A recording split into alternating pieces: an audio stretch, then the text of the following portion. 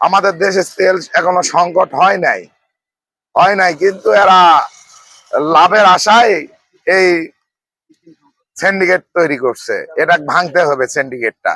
এদের অবশ্যই তেল আছে কিন্তু তেল দিচ্ছে না। এটার কারণ কি? আমাদের চলার পথে তো সবই সমস্যা। তেলের পাম্প বন্ধ আছে। তেল যেটুকু মজুদ ছিল সেটুকু বিক্রি করে শেষ হয়ে গেছে। আর যেটুকু মজুদ আছে 800-900 লিটার এটা সরকারি যানবাহনের জন্য ব্যবহার হচ্ছে। আর আমাদের দেশে তেল এখনো সংকট হয় নাই কিন্তু এরা লাভের আশায় এই সিন্ডিকেট তৈরি করছে। এটা ভাঙতে হবে সিন্ডিকেটটা। পাজি থেকে আসছি, পাজি পাম্পে আসে দেখলাম এখানে বন্ধ। এদের অবশ্যই তেল আছে কিন্তু তেল দিচ্ছে না। এটার কারণ কি? আমাদের চলার পথে তো সবই সমস্যা। আমাদের হয়রানি করাচ্ছে। ভাই আমরা তেল নিয়ে অনেক ভোগান্তির মধ্যে আছি ভাই। প্রায় 2 থেকে 3 ঘন্টা লাইন ধরে এইমাত্র তেল পালাম। আমাদের সেচ ব্যবস্থা আপাতত স্থগিত আছে। প্রায় 7-8 দিন আগে ধান লাগাইছি, কিন্তু এখন পর্যন্ত সেচ দিতে পারিনি একটাও। ধানের মাঠ শুকিয়ে গেছে। আমি 5 জিবিতে ঢুকে 2 পাম্প ঘুরলাম, তেল পেলাম না। এখানে এসে 10 লিটার তেল পাবো এরকম আশা আছে আমার। তো দিবে, আর চাইছে দিবে, ন্যায্য মূল্যে দিচ্ছে। ডিজেল অ্যাভেলেবল পেলেই ভালো। কৃষক লোক আমরা কি করবো অন্য জিনিস।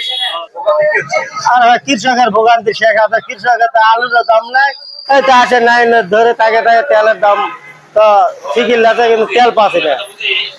2-3 পাম্প ঘুরে ভাইয়ের দোকানে আসে, আমরা যাই হোক তেল পাচ্ছি, আমাদের সুবিধা হবে। জমি তো চাষ ব্যয় করে ওয়া যাবে না। আবার মনে করো শস্য লেগেছি, শস্য ফলাতে পথা। আমরা তো পাম্পে আসি দেখছি তেল বন্ধ। এখন যেহেতু আমার তাহলে ঘুরে যাওয়া লাগবে, এছাড়া বুদ্ধি নাই। এখন সেক্ষেত্রে এখন কি করব, বাধ্যগত।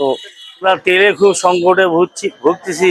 লাইন ধরে তেল তাও পাচ্ছি না, তার মধ্যে আবার 2 লিটার ঊর্ধ্বে দিচ্ছে না। আমরা খুব মহা সংকটে আছি, মহা বিপদে আছি। চাহিদার তেল তো পাচ্ছি না, আবার জমি ফসল ফেলাবো, সেই শ্যালোর তেলও পাওয়া যাচ্ছে না। নির্ধারিত 2 লিটার 4 লিটার করে তেল দিচ্ছে। এভাবে কিভাবে আমরা চলি কৃষকেরা? এখন আমাদের দেশে তো মনে করেন এটাতে ওটা পাচ্ছি না, এটাতে এটা পাচ্ছি না। মনে করেন এই যে ডিজেল নিবে আসে, ডিজেল পাচ্ছি না। এখন সামনে মৌসুম হাল। আমার কথা হলো কি, ডিজেল নাই, আমরা তাতে কোনো দুঃখ নাই। সরকার নিয়ে আসবে, আবার তেল দিবে। বাজারে যেন এই তেলের টাকা যেন অন্য জায়গায়, এই গ্রাম থেকে আরেক জায়গায় যায়, শহর থেকে গ্রামে যায়, ওই 200 টাকা লিটার হলে তেল পাবো, না হলে নাই। এরকম কাহিনী না হয়। ওই শহরে হোক আর আনাচে হোক আর কানাচে হোক, বাজার মূল্যে তেল বেচতে হবে।